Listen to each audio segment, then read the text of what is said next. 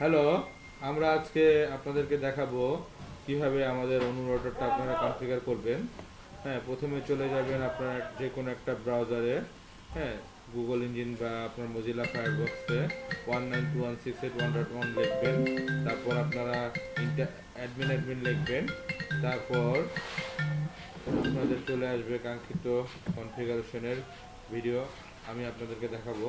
আপনারা প্রথমেই চেক করে নেবেন আপনার পনটা কি পেয়েছে নাকি। আমরা এখানে দেখেন এখনো পনটা ঢোকাইনি, তার জন্য আমাদের অফলাইন দেখাচ্ছে। আমরা এখন আমাদের পন প্যাসকোডটা দিয়ে দিব।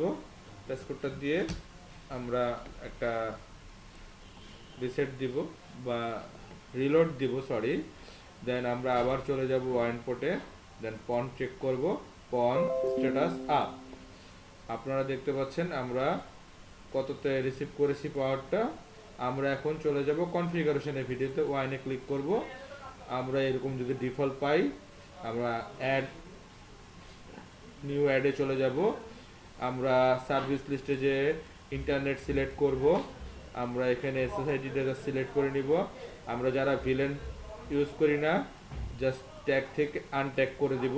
আর যারা ইউজ করি তাদের জানি সচরাচর কি করতে হবে। আমরা আমাদের আপস্ট্রিম থেকে ইউজার নেম পাসওয়ার্ড দিয়ে দিব, জাস্ট অ্যাপ্লাই দিয়ে দিব।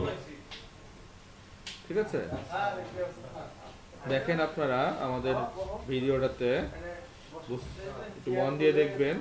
এই যে আমরা এখন এটা যে কনফিগারেশন হয়েছে দেখেন আপনারা পেয়ে গেছে, নেট পেয়ে গেছে।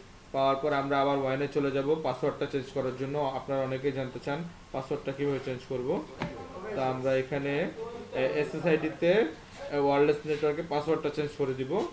আর আমাদের এখানে ডিফল্ট পাসওয়ার্ড দেওয়া থাকে 1 থেকে 8। আমরা এটা চাইলে চেঞ্জ করে নিতে পারবো। তাই না, আপনারা অ্যাপ্লাই দিবেন, আপনাদের মন মতো পাসওয়ার্ড হয়ে যাবে। ঠিক আছে, সবাই ভালো থাকবেন। আসসালামু আলাইকুম।